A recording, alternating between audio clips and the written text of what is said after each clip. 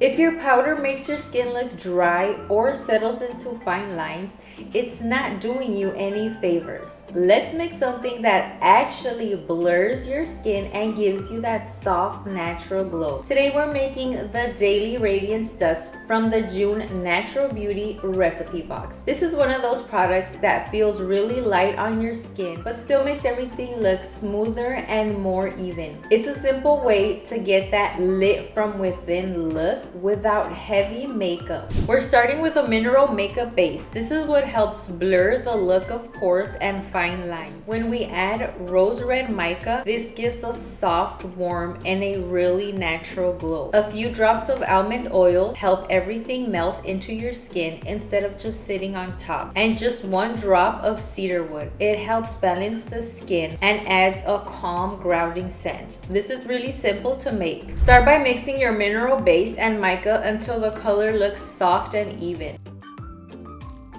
Then add your almond oil and cedarwood.